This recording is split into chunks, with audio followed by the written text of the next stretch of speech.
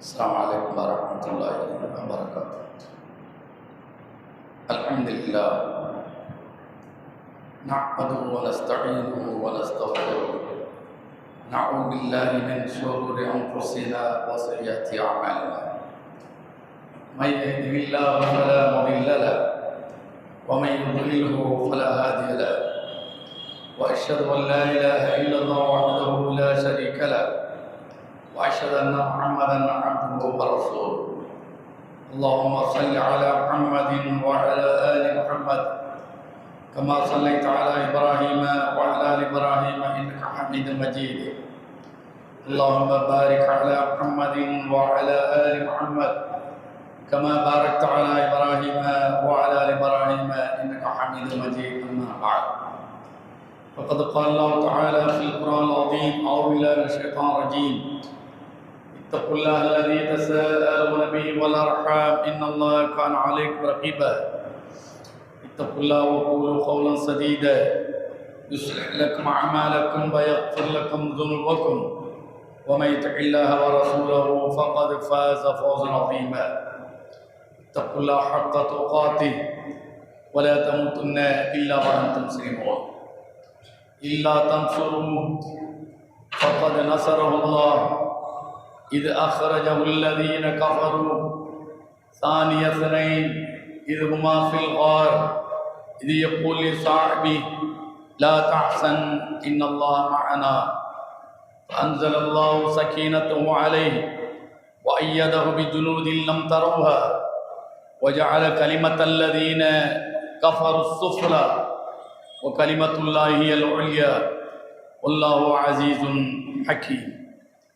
கண்ணியத்துக்குரிய எல்லாம் அல்ல அல்லாஹ்வின் நல்லடியார்களே, அல்லாஹ்வுடைய பேரருளால் அல்லாஹ்வுடைய மார்க்கத்தை அறிந்து கொள்வதற்காக அல்லாஹ்வுடைய ஆலயம் மஸ்ஜித் முபாரக்கில் ஜும்மா முன்னிட்டு நாம் அமர்ந்திருக்கிறோம். இந்த வாய்ப்பை வழங்கிய எல்லாம் அல்ல அல்லாஹ்வுக்கு அனைத்து புகழும் உண்டாக்குமாக. இன்று முஹர்ரம் 1ஆம் நாள்.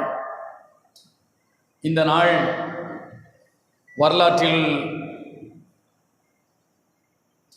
ஆரம்ப மாதமாக, ஆண்டின் துவக்கமாக கருதப்படுவதை நாம் எல்லோரும் அறிவோம். ஹிஜ்ரி ஆண்டு முஹர்ரம் 1 ஆரம்பிக்கிறது. இந்த ஹிஜ்ரி ஆண்டு நபிகள் நாயகம் ஸல்லல்லாஹு அலைஹி வஸல்லம் அவர்கள் முஹர்ரம் 1 தான் ஆரம்பிக்கிறது என்று நமக்கு சொல்லித் தந்து விடவில்லை. இது நபி அவர்களுக்கு பிறகு அபூபக்கர் ரலியல்லாஹு அன்ஹு அவர்களுடைய ஆட்சி காலத்திற்கு பிறகு உமர் ரலியல்லாஹு அன்ஹு அவர்கள்தான் இந்த நிர்வாகத்திற்காக ஆண்டின் துவக்கமாக முஹர்ரத்தை அவர்கள் ஆரம்பிக்கின்றார்கள். முஹர்ரம் 1ஆம் நாளிலிருந்து ஆண்டினுடைய தொடக்கம் என்று அவர்கள்தான் அதை முடிவு செய்து நடைமுறைப்படுத்தினார்கள். அதுவே நடைமுறைக்கு வந்துவிட்டது. நபிகள் நாயகம் ஸல்லல்லாஹு அலைஹி வஸல்லம் அவர்கள் பிறப்பதற்கு முன்னர் நடைமுறையில் என்ன இருந்தது என்பதை நாம் தெரிய வேண்டிய அவசியம் இல்லை. அது ஒவ்வொரு காலகட்டங்களிலும் ஒவ்வொரு வகையாக ஆண்டை அவர்கள் கணித்திருக்கிறார்கள், நடைமுறைப்படுத்தி இருக்கிறார்கள். நபி அவர்கள் பிறக்கிற போது நபி அவர்களுடைய பிறந்த ஆண்டை அன்றைய அரபு மக்கள் எப்படி சொன்னார்கள் என்று சொன்னால் ஆமுல் ஃபீல் என்று சொன்னார்கள். யானை ஆண்டில் நபி அவர்கள் பிறந்தார்கள். ஆமுல் ஃபீல், அது என்ன யானை ஆண்டு? அல்லாஹ்வுடைய ஆலயம் காபா மக்காவில் அல்லாஹ்வை வழிபாடு செய்வதற்காக வேண்டி அது கட்டப்பட்டு நடைமுறையில் இருந்தது. அது பிடிக்காமல் ஆபிரகாம் என்கிற மன்னனால் அது இடித்து தரைமட்டமாக்க வேண்டும் என்ற திட்டத்தோடு செயல்படுத்தியதை அல்லாஹ் முறியடித்தான் என்பதை சூரத்துல் ஃபீல் யானை அத்தியாயத்தில் சுருக்கமாக நமக்கு சொல்லி காட்டுகிறார். அந்த நிகழ்வு நடந்த ஆண்டில்தான் நபி அவர்கள் பிறக்கிறார்கள். ஆதலால் நபி அவர்கள் பிறந்த ஆண்டு யானை ஆண்டு என்று என்ன செய்வார்கள், வரலாற்றிலே சொல்லுவார்கள். நபி அவர்கள் மக்காவில் 53 ஆண்டுகள் வாழ்கின்றார்கள். நபி அவர்கள் முகம்மதாக 40 ஆண்டுகள் வாழ்கிறார். அல்லாஹ்வுடைய தூதராக 13 ஆண்டுகள் வாழ்கிறார்கள்.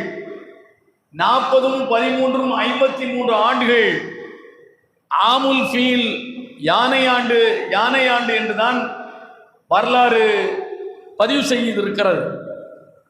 நபி அவர்கள் மக்காவை துறந்து மதீனாவுக்கு போனதற்கு பிறகும் கூட ஹிஜ்ரி ஆண்டு என்று நபி அவர்கள் அதை நடைமுறைப்படுத்தியதில்லை. நபி அவர்களுக்கு பிறகு அபூபக்கர் ரலியல்லாஹு அன்ஹு அவர்களும் கூட தன்னுடைய ஆட்சி காலத்தில் அப்படி அதை நடைமுறைப்படுத்தி காட்டவும் இல்லை. உமர் அவர்களுடைய ஆட்சி காலத்தில் பல்வேறு பகுதிகள் கைப்பற்றப்பட்டு நிர்வாகம் விரிவடைகிற போது நிர்வாகத்திற்காக அவர்கள் ஒரு ஆண்டை ஆரம்பிப்பது முடிப்பது என்ற முடிவு செய்து முஹர்ரத்தில் இருந்து ஆண்டை தொடக்குகின்றார்கள். எது எப்படி இருந்தாலும் ஹிஜ்ரத் என்பது வரலாற்றில் நடந்த நிகழ்வு. ஹிஜ்ரத்தை யாரும் மறுக்க முடியாது, மறக்கவும் முடியாது. அது ஒரு உண்மையான ஒரு நிகழ்வு. அந்த நிகழ்வு நமக்கு சொல்லித்தரக்கூடிய பாடம் என்ன, அதிலிருந்து நாம் படிக்க வேண்டியது என்ன என்பதை குர்ஆனில் வழியாக நபி அவர்கள் சொன்ன ஹதீஸின் வழியாக அதை நாம் புரிந்து கொள்ள கடமைப்பட்டிருக்கிறோம். ஹிஜ்ரத் என்பது இது இஸ்லாமிய சமூகத்தில் மட்டுமல்ல, முஸ்லிம் அல்லாத பிற சமூகத்தால், வரலாற்று ஆய்வாளர்களால், பிற மதங்களை ஆய்வு செய்யக்கூடியவர்களால் ஹிஜ்ரத் என்ன என்பது பதிவு செய்யப்பட்டிருக்கிறது. ஹிஜ்ரத் என்பது வெறுப்பது, துறப்பது, அத்தனையும் விட்டு நாடு கடந்து இமிகிரேஷன் ஆவது, குடியேறுவது என்ற இந்த பொருளில் அந்த வார்த்தை நடைமுறையில் இருந்தாலும் இஸ்லாம் அந்த வார்த்தைக்கு முழுமையான ஒரு பொருளை ஒரு நிகழ்வாக நடைமுறைப்படுத்தி காட்டியிருக்கிறது. அதை அல்லாஹ் குர்ஆனில் 9ஆம் அத்தியாயம் 40ஆம் வசனத்திலே அல்லாஹ் சொல்கிறான், இது இல்லா தன்சுரூஹு, நீங்கள் முஹம்மதுக்கு உதவி செய்யவில்லை என்றால் ஃபக்கத் நஸரஹுல்லாஹ், அல்லாஹ் அவருக்கு உதவி செய்தான். நீங்க செய்யாவிட்டாலும் பரவாயில்லை, முஹம்மது ஆகிய அவனுடைய தூதருக்கு அல்லாஹ் உதவி செய்திருக்கிறான். எப்படி உதவி செய்தான்? இது அக்ரஜஹுல்லதீன கஃபரு, நிராகரித்தவர்கள், மக்கத்து இறை மறுப்பாளர்கள் மக்காவிலிருந்து நபியை வெளியேற்றிய போது அவர் இருவராகத்தான் இருக்கிறாங்க, வெளியேறுகின்றார்கள். சானிய சுனை இது ஹுமா ஃபில் ஹார், 2 பேரும் குகையில் அவர்கள் தஞ்சம் இருக்கின்றார்கள். மக்காவிலிருந்து மதீனா போகிற போது சௌர் என்கிற குகையில் தஞ்சம் இருக்கிறார்கள், நபியும் அபூபக்கர் ரலியல்லாஹு அன்ஹு அவர்களும். இது யக்கூலி சாஹிபிஹி, உடனிருந்த அபூபக்கர் அவர்கள் தன்னுடைய தூதர், அல்லாஹ்வுடைய தூதர் முஹம்மது நபி ஸல்லல்லாஹு அலைஹி வஸல்லம் அவர்களிடத்தில் ஏதோ ஒன்றை அவர்கள் சொல்கிறார்கள். அது இந்த வசனத்தில் நமக்கு சொல்லித்தரப்படவில்லை. நபி அவர்கள் அபூபக்கரை பார்த்து சொல்கிற இந்த ஆறுதல் வார்த்தையிலிருந்து அபூபக்கர் அவர்கள் அச்சப்படுகிற நிகழ்வு அங்கு நடந்திருக்கிறது என்று தெரிய வருகிறது. நபி அவர்கள் அபூபக்கரை பார்த்து சொல்கிறார்கள், லா தஹசன் இது யக்கூலி சாஹிபிஹி, அல்லாஹ்வுடைய தூதர் முஹம்மது தன்னுடைய தோழருக்கு சொன்னதை எண்ணி பாருங்கள். லா தஹசன், நீங்கள் கவலை கொள்ள வேண்டாம். இன்னல்லாஹ மஅனா, அல்லாஹ் நம்மோடு இருக்கிறான். ஏன் தோழரே கவலைப்படுகிறீர்கள்? அல்லாஹ் நம்மோடு இருக்கிறான் என்று நபி அவர்கள் அபூபக்கரிடத்திலே சொன்னார்கள். அது இருக்கிறது குர்ஆனில். எதனால் கவலைப்பட வேண்டாம்? அல்லாஹ் நம்மோடு இருக்கிறான், ஏன் அவர்கள் சொல்ல நேரிட்டது என்பதற்கான பின்னணி அது வரலாற்றை படிக்கிற போது நமக்கு அது தெரிய வரும். என்ன, நபிகள் நாயகம் ஸல்லல்லாஹு அலைஹி வஸல்லம் அவர்கள் மக்காவில் 13 ஆண்டுகள் ஏகத்துவத்தை மக்களுக்கு போதித்தார்கள், கடவுள் கொள்கையை போதித்தார்கள், மறுமை சிந்தனையை போதித்தார்கள், இறப்பை குறித்து போதித்தார்கள், நாம் செய்யக்கூடிய அத்தனை வினைகள் குறித்தும் விசாரிக்கப்படுவோம் என்று போதித்தார்கள். நிச்சயமாக எழுப்புதல் உண்டு, நிச்சயமாக அடுத்த பிறவி என்பது உண்டு, அதுதான் நிரந்தரமானது என்பதை இந்த மக்களுக்கு சொன்னார்கள். ஆதலால் நபி அவர்களையும் அவர்களை ஏற்றுக்கொண்டவர்களையும் பலம் கொண்டு எதிரிகள் எதிர்த்தார்கள். மிகப்பெரிய அளவுக்கு வாழ்வா சாவா என்கிற நிலைக்கு அவர்களை கொண்டு சென்றார்கள். அப்படிப்பட்ட ஒரு நிலை ஏற்பட்டது. அதை ஆயிஷா ரலியல்லாஹு அன்ஹா அவர்கள் சொல்லக்கூடிய அந்த வார்த்தையிலிருந்து 4093வது ஹதீஸாக புகாரில் இடம்பெற்றிருக்கிறது. அதிலிருந்து அதை நாம் புரிந்து கொள்ளலாம். ஆயிஷா ரலியல்லாஹு அன்ஹா அவர்கள் சொல்கிறார்கள், இஸ்தஅதன நபி ஸல்லல்லாஹு அலைஹி வஸல்லம் அபூபக்கர் ஃபில் குரூஜ் ஹீன இஷ்தத்த அலைஹில் அதா. நபியிடத்தில் வந்து அபூபக்கர் ரலியல்லாஹு அன்ஹு அவர்கள், அல்லாஹ்வின் தூதரே, இந்த எதிரிகளுடைய கொடுமையை தாங்கொண்ணா அளவுக்கு இருக்கிறது, நம்மால் சகித்துக் கொள்ள முடியவில்லை, எனவே நாம் இந்த ஊரை விட்டு ஓடிவிடுவோம், அதற்கு அனுமதியுங்களேன் என்று அபூபக்கர் அவர்கள் நபியிடத்தில் போய் கேட்கிறார்கள். அதற்கு நபிகள் நாயகம் ஸல்லல்லாஹு அலைஹி வஸல்லம் அவர்கள், அக்கின் ஒரு அவசரப்படாதே என்று சொன்னார்கள். கால அபூபக்கர் நபியை பார்த்து கேட்கிறார்கள், யா ரசூலல்லாஹ் அதத்மஉ அன் யூதன லக், அல்லாஹ் உங்களுக்கு அனுமதி தருவான் என்று நீங்கள் விரும்புகின்றீர்களா, அந்த எதிர்பார்ப்பு உங்களுக்கு இருக்கிறதா என்று அபூபக்கர் நபியிடத்தில் கேட்டார்கள். கான ரசூலுல்லாஹி ஸல்லல்லாஹு அலைஹி வஸல்லம் யகூல், ஆமாம், இன்னி ல அர்ஜு தாலிக், அல்லாஹ் எனக்கு உத்தரவிட வேண்டும், அப்போதுதான் இந்த மக்காவை நாம் தொடர்ந்து வேறு ஊருக்கு செல்ல முடியும் என்று நபி அவர்கள் அபூபக்கரிடத்திலே சொன்னார்கள். பிறகு ஆயிஷா நாயகி சொல்கிறார்கள், ஃபந்தலரஹு அபூபக்கர், அபூபக்கர் அவர்கள் எப்போது அல்லாஹ்வுடைய தூதருக்கு அல்லாஹ்விடமிருந்து உத்தரவு வரும், அல்லாஹ்வுடைய தூதர் எப்போது நம்மை தேடி வருவார்கள், நாமும் அல்லாஹ்வுடைய தூதரும் மக்காவை துறந்து வேறு ஊருக்கு போவது என்று எதிர்பார்த்திருந்தார்கள் அபூபக்கர் அவர்கள். அப்படி அபூபக்கர் அவர்கள் எதிர்பார்த்திருக்கிற போது ஃபஅதாஹு ரசூலுல்லாஹி ஸல்லல்லாஹு அலைஹி வஸல்லம் ذات يوم ظهرا, ஒரு நாள் நபிகள் நாயகம் ஸல்லல்லாஹு அலைஹி வஸல்லம் அவர்கள் துஹர் நேரத்தில் அபூபக்கருடைய வீட்டுக்கு வருகிறார்கள். ஃபனாதாஹு, அபூபக்கரை நபி அவர்கள் அழைத்தார்கள். ஃபகால அக்ரிஜ் மன் இந்தக், நபி அவர்கள் அபூபக்கரை சொல்கிறார்கள், உன்னோடு வீட்டில் இருக்கிறவர்களை கொஞ்சம் தள்ளி போச் சொல், ஒரு ஓரமாக போய் இருக்க சொல் என்று நபி அவர்கள் அபூபக்கரிடத்திலே சொன்னார்கள்.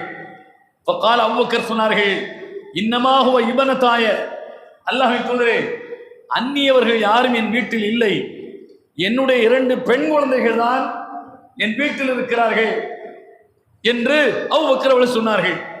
ஃபகால அஷஅர்த அன்னஹு கத் அதின லி ஃபில் குரூஜ், அப்ப நபிகள் நாயகம் ஸல்லல்லாஹு அலைஹி வஸல்லம் அவர்கள் அபூபக்கரை பார்த்து கேட்டார்கள், அல்லாஹ் எனக்கு இந்த ஊரை விட்டு வெளியேற வேண்டும் என்று அனுமதித்து விட்டான் என்று நீங்கள் நினைக்கின்றீர்களா என்று கேட்டார்கள். ஒரு அபூபக்கர் சொன்னார்கள், யா ரசூலல்லாஹ் அஸ்ஸஹபா, அப்படி என்றால் உங்களோடு நானும் உடன் வர வேண்டும், உங்களோடு நானும் உடன் வர வேண்டும் என்று அபூபக்கர் சொன்னார்கள். கால யா ரசூலல்லாஹ் இந்தி நாக்கத்தானி, அல்லாஹ்வின் தூதரே, என்னிடத்தில் 2 ஒட்டகங்கள் இருக்கிறது. அது கானத் அதத்துஹுமல் லில் குரூஜ், எப்போது உத்தரவு வரும், எப்போது மக்காவை துறப்போம், எப்போது மக்காவுக்கு வெளியே வேறொரு ஊருக்கு செல்வோம் என்று காத்திருந்து இந்த 2 ஒட்டகங்களை அதற்காக நான் வளர்த்திருக்கிறேன். கண்ணும் கருத்துமாக அதற்கான தீனியை கொடுத்து நான் நன்றாக அதை வளர்த்திருக்கிறேன், நம்முடைய பயணத்திற்கு உதவும் என்கிற காரணத்திற்காக என்று அபூபக்கர் சொன்னார்கள். ஃபஅத்தன் நபி ஸல்லல்லாஹு அலைஹி வஸல்லம் யஅதாஹுமா, வஹியல் ஜத்ஆ, நபி அவர்களுக்கு ஒரு ஒட்டகத்தை அபூபக்கர் கொடுத்தார்கள். அந்த ஒட்டகத்தில் நபிகள் நாயகம் ஸல்லல்லாஹு அலைஹி வஸல்லம் அவர்கள் புறப்பட்டு போனார்கள். ஃபன்தலகா ஹத்தா அத்தயா அல்-கார் வஹு பிஸௌர், அப்படி போகிற போதுதான் இந்த சௌர் என்கிற குகை இடையிலே குறுக்கிடுகிறது. சௌர் என்கிற குகை இடையில் குறுக்கிடுகிறது. ஃபதவாரயா ஃபீஹி ஃபகான ஆமிர் இப்னு ஃபுஹைரா குலாமன் லி அப்துல்லாஹ் இப்னு துஃபைல் ஃபீ சக்பரா அஹு ஆயிஷா லி உம்மிஹா.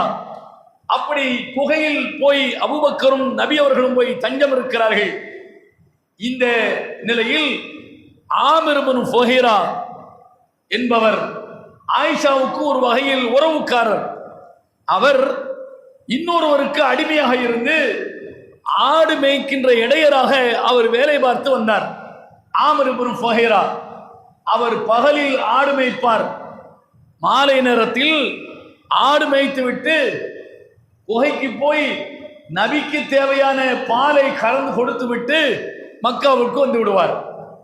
மக்காவில் என்ன நடக்கிறது என்கிற தகவலை தெரிந்து கொண்டு ஆடை மேய்ப்பதை போன்று பகலில் வருவார், மாலையில் குகைக்கு போவார், நபிக்கும் அபூபக்கருக்கும் பாலை கொடுப்பார், திரும்ப ஆட்டை ஓட்டிக்கொண்டு எந்த சந்தேகம் அவர் மீது எழாத வகையில் ஆடு மேய்க்கப் போகிறார், ஆடை மேய்த்து விட்டு வருகிறார் என்கிற அளவிற்கு மக்கத்து எதிரிகளுடைய சிந்தனைக்கு அவர் சந்தேகத்தை ஏற்படுத்தாத வகையில் அவருடைய நடவடிக்கைகள் இருந்தன. இப்படித்தான் நபி அவர்கள் ஹீரா குகையிலே போய் சௌர் குகையிலே போய் தஞ்சமடைந்தார்கள். ஏன்? நபி அவர்கள் தான் வசித்த வீட்டை விட்டு அவர் தப்பித்து விட்டார். அவரை உயிரோடோ அல்லது பிணமாகவோ கொண்டு வருகின்றவர்களுக்கு 100 ஒட்டகங்கள் பரிசு தரப்படும் என்று மக்கத்து எதிரிகள் அறிவிப்பு செய்தார்கள். அந்த அறிவிப்பை ஏற்று நடைமுறைப்படுத்த வேண்டும் என்று சொல்லி ஒருவன் நபியை பின்தொடர்ந்து செல்கிறான். அப்போதுதான் நபிகள் நாயகம் ஸல்லல்லாஹு அலைஹி வஸல்லம் அவர்கள் அவன் கண்ணுக்கு படாத வகையில் குகையில் போய் தஞ்சமடைகின்றார்கள். அல்லாஹ் அதைத்தான் நான் முந்தி குறிப்பிட்ட 9ஆம் அத்தியாயம் 40ஆம் வசனத்திலே சொல்லி காட்டுகிறான். இந்த எதிரி குகையிலிருந்து எட்டி பார்த்தால் எதிரியுடைய நடமாட்டம் மலையடி வாரத்தில் தெரிகிறது. இதை பார்த்த அபூபக்கர் நபியிடத்தில், அல்லாஹ்வின் தூதரே, எதிரி அருகில் தெரிகிறான், நம்முடைய உயிருக்கு அச்சமாக இருக்கிறது, என்ன செய்வது என்று சொல்லி இருக்க வேண்டும். அப்போதுதான் நபி அவர்கள் அபூபக்கரை பார்த்து, நாம் இருவரல்ல, நம்மோடு அல்லாஹ் ஒருவன் இருக்கிறான், கவலைப்பட வேண்டாம் என்று நபிகள் நாயகம் ஸல்லல்லாஹு அலைஹி வஸல்லம் அவர்கள் அபூபக்கருக்கு பதில் சொல்கிறார்கள் என்பதை இந்த செய்தியிலே அல்லாஹ் சுப்ஹானஹு வ தஆலா சொல்லி காட்டுகிறான். ஃபஅன்ஸலல்லாஹு ஸகீனத்தஹு அலைஹி வ அய்யஹு பிஜுனூதின் லம் தரவுஹா. அல்லாஹ் சுப்ஹானஹு வ தஆலா அதை தொடர்ந்து 9ஆம் அத்தியாயம் 40ஆம் வசனத்தில் ஃபஅன்ஸலல்லாஹு ஸகீனத்தஹு அலைஹி, அல்லாஹ்வுடைய தூதர் மீது சக்கீனத்தை, அமைதியை, சாந்தத்தை அல்லாஹ் இறக்கி வைத்தான். வஅய்யதஹும் பிஜுனூதின் லம் தரவுஹா, கண்ணுக்கு புலப்படாத படை பட்டாளத்தை அல்லாஹ் நபிக்கு அனுப்பி நபியுடைய கரத்தை அல்லாஹ் வலுப்படுத்தினான். அப்ப நபிகள் நாயகம் ஸல்லல்லாஹு அலைஹி வஸல்லம் அவர்களுக்கே தெரியாமல் அல்லாஹ் ஒரு பெரும் படையை அனுப்பி நபியை பாதுகாத்தான். நபியையும் நபி தோழர் அபூபக்கரையும் பாதுகாத்தான். ஏன்? பெரும் படையெல்லாம் வெல்லக்கூடிய, தன்னந்தனியாக அல்லாஹ் வெற்றியை தரக்கூடிய அல்லாஹ் உடன் இருந்ததால் அல்லாஹ்வுடைய தூதருக்கு உதவி செய்தான். எதற்காக? وَجَعَلَ كَلِمَةَ الَّذِينَ كَفَرُوا السُّفْلَى وَكَلِمَةُ اللَّهِ هِيَ الْعُلْيَا وَاللَّهُ عَزِيزٌ حَكِيمٌ. நிராகரித்தவர்களுடைய வார்த்தை அது கீழாகவும், وَكَلِمَةُ اللَّهِ هِيَ الْعُلْيَا, அல்லாஹ்வின் வார்த்தை அது நேராகவும் மேலோங்கியதாகவும் அது இருக்க வேண்டும் என்பதற்காக, அதை அல்லாஹ் நிலைநிறுத்த வேண்டும் என்பதற்காக தன்னுடைய மறைமுகமான உதவியை அல்லாஹ் நபிக்கு வழங்கினான், நபியை பாதுகாத்தான் என்று அல்லாஹ் இந்த வசனத்திலே 9ஆம் அத்தியாயம் 40ஆம் வசனத்தில் அல்லாஹ் சொல்லி காட்டுகிறான். நபிகள் நாயகம் ஸல்லல்லாஹு அலைஹி வஸல்லம் அவர்கள் உயிருக்கு உத்தரவாதம் இல்லாத சூழலில் நபியும் அபூபக்கர் அவர்களும் இன்னும் சில தோழர்களும் அவர்கள் மக்காவை துறந்து மதீனா நோக்கி போகிறார்கள். மதீனாவுக்கு போனார்கள். நபி அவர்களுடைய எண்ணம் எதுவாக இருந்தது என்பதை இன்னொரு ஹதீஸில் நாம் அதை பார்க்கிறோம். நபிகள் நாயகம் ஸல்லல்லாஹு அலைஹி வஸல்லம் அவர்கள் மக்காவில் இருக்கிற போதே அவர்களுக்கு ஒரு சிந்தனை ஏற்படுகிறது. என்ன சிந்தனை ஏற்படுகிறது? நாம் இந்த மக்களோடு பல போராட்டங்களை, பல எதிர்ப்புகளை நாம் சந்தித்து விட்டோம்.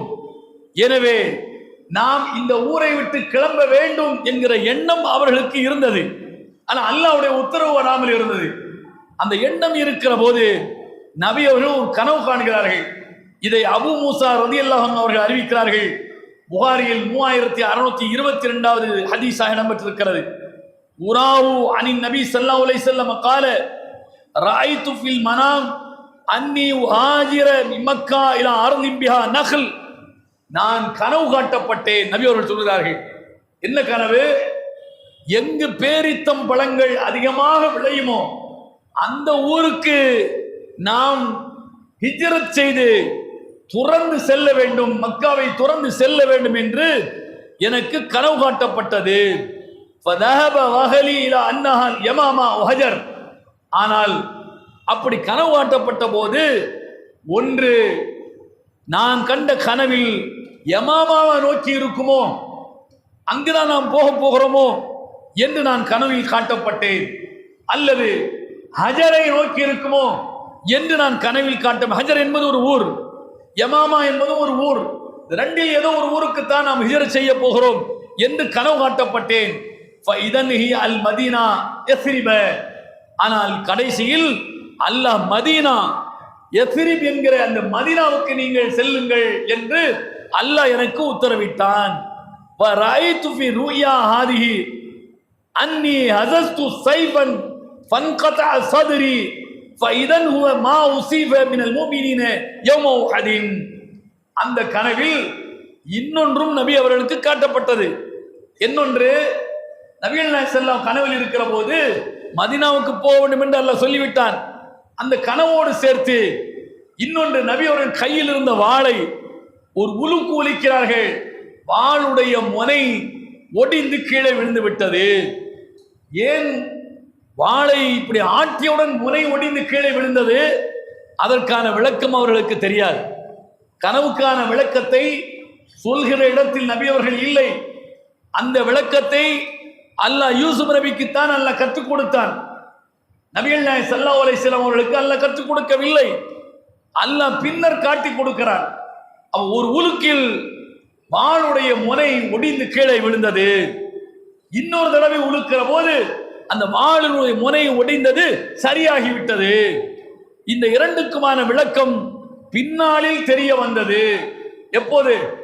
மதீனாவுக்கு போய் மதீனாவில் முடிசூடா மன்னராக அல்லாஹ்வுடைய தூதர் அவர்கள் ஆட்சி பொறுப்பை ஏற்றதற்கு பிறகு முதல் யுத்தம் பத்ர் யுத்தம், இரண்டாவது யுத்தம் உஹது யுத்தம் என்று கேள்விப்பட்டிருப்பீர்கள். உஹது யுத்தத்தில் முதலாக நபி அவர்களுக்கு தோல்விதான் ஏற்பட்டது. நபி அவர்களுடைய கட்டளையை ஏற்று நடைமுறைப்படுத்தாமல் பல தோழர்கள் உஹது மலையில் தான் நிற்க வேண்டும் என்று பலரை தேர்வு செய்து நிறுத்தி வைத்தார்கள். ஆனால் முதல் தாக்குதலிலேயே எதிரிகள் புறமுதுகிட்டு ஓடுகிற அந்த காட்சியை பார்த்து உஹது மலையில் நின்ற வீரர்கள் நமக்கு வெற்றி கிடைத்து விட்டது என்று கீழிறங்கி வர ஆரம்பித்து விட்டார்கள். எதிரிகள் விட்டு சென்ற பொருளை கொள்ளையடித்துக் கொள்ள வேண்டும், எடுத்துக்கொள்ள வேண்டும் என்கிற ஆவலில் கீழிறங்கினார்கள். எதிரிகள் உஹது மலையை சுற்றி பின் வழியாக மலையேறி திரும்ப முஸ்லிம்களுடைய கூட்டத்திற்குள் புகுந்து அவர்கள் சண்டையிட ஆரம்பித்தார்கள். அதில் ஒரு மிகப்பெரிய தோல்வி ஏற்பட்டது. இதில் தான் நபி அவர்களும் கொல்லப்பட்டார்கள் என்ற வதந்தி கிளம்பியது. இதில் தான் நபி அவர்களுடைய பல்லும் எதிரிகளால் உடைக்கப்பட்டது. மீண்டும் ஆக்ரோஷமாக நபியுடைய கட்டளைக்கிணங்க தோழர்கள் யுத்தம் செய்ததற்கு பிறகு உஹதில் வெற்றி கிடைத்தது. ஒரு யுத்தத்திலேயே தோல்வியும் வெற்றியும் இரண்டுமாக கிடைத்த ஒரு யுத்தம் என்பது உஹது யுத்தம் தான். இதைத்தான் நபிகள் நாயகம் ஸல்லல்லாஹு அலைஹி வஸல்லம் பின்னால் சொல்கிறார்கள், நான் அன்றைக்கு காட்டப்பட்ட கனவில் வாளை அசைத்தேன், முனை ஒடிந்து கீழே விழுந்தது, முனை ஒடிந்து கீழே விழுந்தது, உஹதில் தோல்வி என்று நான் புரிந்து கொண்டேன். மீண்டும் வாளை அசைத்தேன், ஒடிந்த முனை சரியாகிவிட்டது, உஹதில் வெற்றி கிடைத்தது என்று அந்த கனவுக்கான விளக்கம் எனக்கு பின்னாளில் கிடைத்தது என்று நபிகள் நாயகம் ஸல்லல்லாஹு அலைஹி வஸல்லம் அவர்கள் சொல்லக்கூடிய இந்த செய்தியை புகாரியில் 3622 பார்க்கிறோம். இதை ஏன் குறிப்பேன் என்று சொன்னால், நபி அவர்கள் மக்காவை துறந்து ஒன்று யமாமாவுக்கு போக வேண்டும் அல்லது ஹஜர் என்கிற இடத்திற்கு போக வேண்டும் என்று இருந்தார்கள். கனவில் அப்படித்தான் காட்டப்பட்டது.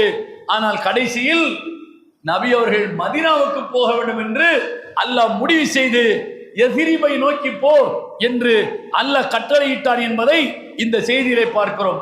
நபிகள் நாயகம் ஸல்லல்லாஹு அலைஹி வஸல்லம் அவர்கள் அப்படி மக்காவை துறந்து மதீனாவுக்கு போன அந்த நிகழ்வு நடந்த மாதம் என்பது முஹர்ரம் அல்ல, அது ரபியுல் அவ்வல் மாதம் தான் அது நடந்தது.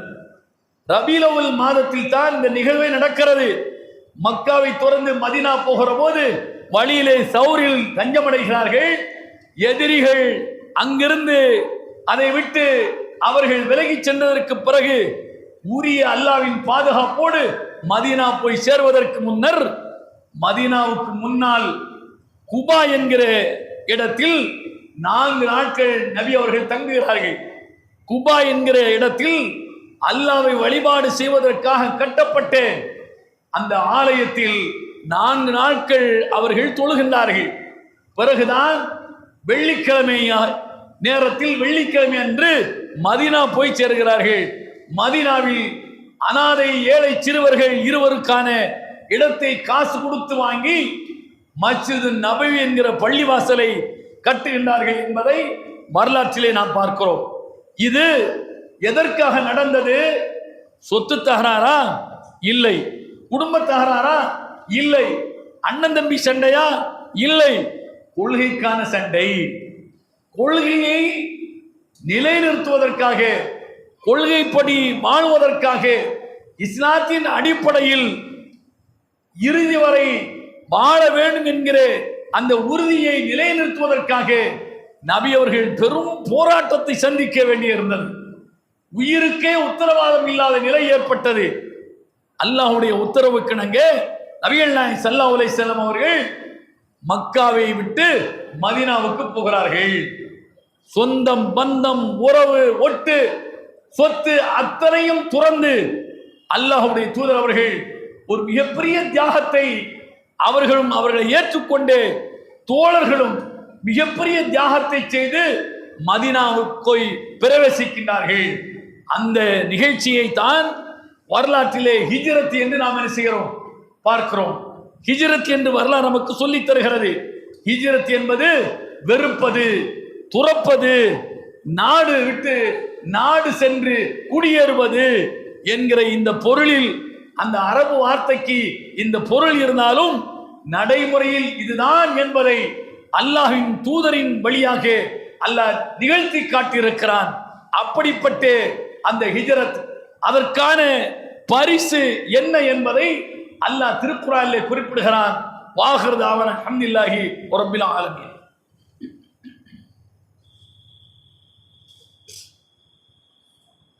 அல்ஹம்துலில்லாஹ் வஸ்ஸலாத்து வஸ்ஸலாம் அலா ரசூலில்லாஹ் அம்மா பஅத். இத்தகுல்லாஹ ஹக்க துகாத்திஹி வலா தமூதுன்ன இல்லா வ அன்தும் முஸ்லிமூன். கண்ணியத்துக்குரிய எல்லாம் அல்ல அல்லாஹ்வின் நல்லடியார்களே, 9ஆம் அத்தியாயம் 20ஆம் வசனத்தில் அல்லாஹ் சொல்லி காட்டுகிறார், அல்லதீன ஆமனு வஹாஜரு வஜாஹது ஃபீ சபீலில்லாஹ் பிஅம்வாலிஹிம் வஅன்ஃபுஸிஹிம் அஅலமு தரஜத்தன் இன்தல்லாஹ் வ உலாயிக ஹுமுல் ஃபாயிஸூன். நம்பிக்கை கொண்டு வஹாஜரு, அவர்கள் அனைத்தையும் துறந்து, வஜாஹது ஃபீ சபீலில்லாஹி பிஅம்வாலிஹிம் வஅன்ஃபுஸிஹிம், தங்களுடைய உயிரையும் பொருளையும் அல்லாஹ்வுடைய பாதையில் அர்ப்பணிக்கின்றார்களோ அவர்களுக்கு ஆலமு தரஜத்தன் இன்தல்லாஹ், அல்லாஹ்விடத்தில் மகத்தான கூலி இருக்கிறது, மிகப்பெரிய கூலி இருக்கிறது. உலாய்க ஹுமுல் ஃபாயிஸூன், இவர்கள்தான் வெற்றியாளர்கள் என்று அல்லாஹ் சொல்லி காட்டுகிறார். அல்லாஹ்வுடைய தூதர் அவர்கள் நம்பிக்கை கொண்டார்கள். அல்லாஹ்வுடைய தூதரை ஏற்றுக்கொண்ட தோழர்கள் அவர்களும் நம்பிக்கை கொண்டார்கள். மூமின்கள் நம்பிக்கை கண்டதோடு மட்டுமல்ல, வஹாஜரு, மக்காவை துறந்தார்கள். சொந்தம் பந்தம் உறவு உற்றார் அத்தனையையும் துறந்தார்கள். வஜாஹது ஃபீ சபீலில்லாஹ், அல்லாஹ்வுடைய பாதையில் சொத்தையும் உயிரையும் பொருளையும் தியாகம் செய்தார்கள். அந்த மக்களுக்கு அல்லாஹ் சும்மா விட்டு விடுவானா?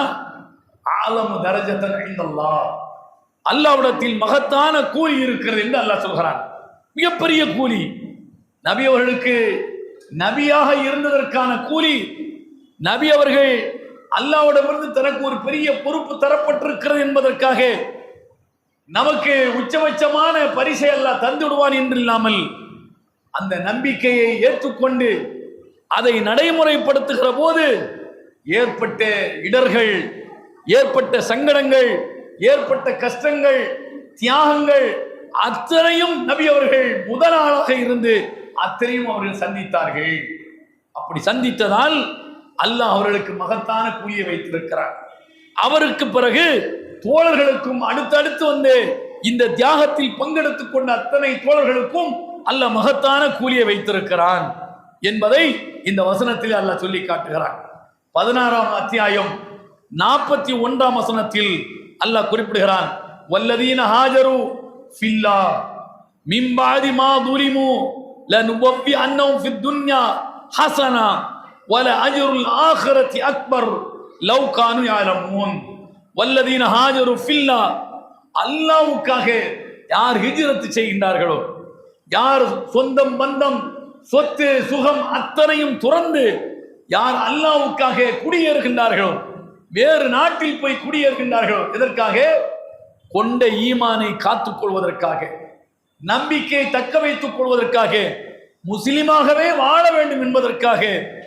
இதெல்லாம் ஒரு பொருட்டாக இல்லை என்பதை தூக்கி வீசி எறிந்துவிட்டு அல்லாஹ்வுக்காக, அல்லாஹ்வுடைய மார்க்கத்திற்காக யாரெல்லாம் ஹிஜ்ரத் செய்து போனார்களோ, எதற்கு பிறகு மின்பாதி மா துலிமு, கொடுமைக்குள்ளாக்கப்பட்டதற்கு பிறகு 13 ஆண்டுகள் மக்காவில் அவர்கள் கொடுமைக்கு ஆளாக்கப்பட்டார்கள். நபி அவர்களும் நபி தோழர்களும் எப்படிப்பட்ட கொடுமைக்கு ஆளாக்கப்பட்டார்கள் என்பது அது வார்த்தையால் சொல்ல முடியாத அளவிற்கு கொடுமைகள். அப்படி கொடுமைக்கு ஆளாக்கப்பட்டதற்கு பிறகுதான் அல்லாஹ்வுக்காக அவர்கள் நாடு துறந்து போகின்றார்கள். அப்படி போனவர்களுக்கு லனுபவ்வி அன்னஹும் ஃபித் துன்யா ஹஸனா, இந்த உலகத்திலேயே அவர்களுக்கு அழகான கூலியை நாம் வசப்படுத்தி கொடுத்திருக்கிறோம், கொடுப்போம் என்று அல்லாஹ் சொல்கிறார். எவ்வளவு பெரிய பரிசை அல்லாஹ் கொடுத்தான். 13 ஆண்டுகள் செய்த தியாகத்திற்கு மதீனாவில் ஒரு மிகப்பெரிய சாம்ராஜ்யத்தை நிறுவுகிற ஆற்றலை, வலிமையை அல்லாஹ் நபி அவர்களுக்கு வழங்கினான். ஒரு சாம்ராஜ்யத்தை நிறுவினார்கள். சுற்றுப்புறத்தில் இருக்கிற அத்தனை கிராமங்களும் பெரிய நகரங்களும் நபி அவர்களுடைய தலைமையை ஏற்று நடைபோடுகிற ஒரு நிலையை, இஸ்லாமிய அரசாங்கத்தினுடைய விரிவாக்கத்தை செய்கிற ஒரு வாய்ப்பை நபி அவர்களுக்கு வழங்கினான். எதற்காக? 13 ஆண்டுகள் அவர்கள் செய்த தியாகத்திற்காக, அவர்களுடைய தோழர்கள் செய்த தியாகத்திற்காக. லனுபவ்வி அன்னஹும் ஃபித் துன்யா ஹஸனா என்று அல்லாஹ் சொல்கிறான். இந்த உலகத்திலேயே அவர்களுக்கு நல்லதை நாம் கூலியாக அவர்களுக்கு நாம் வழங்குவோம் என்று அல்லாஹ் சொல்கிறான். வழங்கினான். இந்த உலகத்தில் மட்டுமல்ல, வல அஜ்ருல் ஆখিরাতি அக்பரு, மறுமையில் இதைவிட மிகப்பெரிய கூலி, அக்பர், இதைவிட மிகப்பெரிய கூலியை மறுமையில் நாம் அவர்களுக்கு வழங்குவோம். லவ் கானு யஅலமூன், அவர்கள் இதை விளங்கிக் கொண்டால். எதை விளங்கிக் கொண்டால்? தியாகத்திற்கு பிறகுதான், துன்பத்திற்கு பிறகுதான் இன்பம் இருக்கிறது என்பதை விளங்கிக் கொண்டால். இன்னமல் உஸ்ரி யுஸ்ரா, இன்னமல் உஸ்ரி யுஸ்ரா, அல்லாஹ்வுடைய மார்க்கத்தை நடைமுறைப்படுத்துகிற போது மிக எளிதில் அதை நாம் நடைமுறைப்படுத்திவிட்டு போய்விட முடியும். ஆனால் நம்மை சுற்றி இருக்கின்றவர்களால் அது நெருக்கடிக்குள்ளாக்கப்படும். அவர்களுடைய வழிக்கு நம்மை இழுத்து அவர்களில் ஒருவராக அல்லது அவர்களில் ஒருவராக நம்மையும் தேசிய நீரோட்டத்தில் கலந்து கொண்டு அவர்களாகவே நம்மை ஆக்குவதற்கு பகீரத முயற்சிகள் பல கட்டங்களில், பல சந்தர்ப்பங்களில், பல சூழ்நிலைகளில் நடக்கும். அதையெல்லாம் எதிர்த்து எதிர்நீச்சல் போட்டு இல்லை இல்லை, அல்லாஹ்வுடைய மார்க்கம், அல்லாஹ் மறுமை என்கிற இந்த சிந்தனையை நிலைநிறுத்திக் கொண்டு எத்தனை இடர்பாடுகள் வந்தாலும் எதிர்த்து நின்று களமாடுவேன், என்னுடைய ஈமானை காத்துக் கொள்வதற்கு எந்த தியாகத்தையும் செய்வதற்கு நான் தயார் என்று எவன் முன்னுக்கு வருகிறானோ அல்லாஹ் சுப்ஹானஹு வ தஆலா இந்த உலகத்திலும் அவர்களுக்கு அழகான கூலியை தருவான், மறு உலகத்திலும் வல அஜ்ருல் ஆகிரத்தி அக்பரு, மறு உலகத்தில் இதைவிட மகத்தான கூலியை தருவான் என்று ஒரு நிகழ்ச்சியின் மூலமாக அல்லாஹ் நிகழ்த்தி காட்டியிருக்கிறான். ஹிஜ்ரத் என்பது அது மிகப்பெரிய தியாகம். அந்த தியாகத்தில் கோடியில் ஒரு தியாகத்தை கூட இன்றைக்கு மூமின்களாக இருக்கிற, முஸ்லிம்களாக இருக்கிற நாம் நினைத்து கூட பார்த்திருக்க மாட்டோம். செய்ய வேண்டும் என்கிற எண்ணம் என்பது பிறகு செய்ய வேண்டும் என்கிற எண்ணம் கூட நம்மிடத்தில் வந்திருப்பதற்கான வாய்ப்பே இல்லை. ஏன்? அக்கம் பக்கத்தில் இருக்கிறவன், குடும்பத்துக்காரன், வட்டாரத்துக்காரன், நட்பு, இதெல்லாம் நம்மை பகைத்து விடும் என்பதற்காக நாம் அதை செய்ய துணிவதற்கு எண்ணுகிற நிலை கூட நம்மிடத்தில் இல்லை. ஆனால் அன்றைக்கு அல்லாஹ்வுடைய தூதர் அவர்கள், தோழர் அவர்கள், இது என்ன உலகம், அற்பத்திலும் அற்பமான உலகம், நிரந்தரமற்ற உலகம், இதை நிரந்தரமான உலகத்திற்கு தூக்கி வீசுவது என்பது, இழப்பது என்பது ஒரு பொருட்டே அல்ல என்று அன்றைக்கு அவர்கள் செய்த தியாகத்திற்காக அல்லாஹ் இந்த உலகத்திலே அழகான ஒரு கூலியை, ஒரு சாம்ராஜ்யத்தின் தலைவராக நபி அவர்களை அல்லாஹ் முடிசூட வைத்தான்.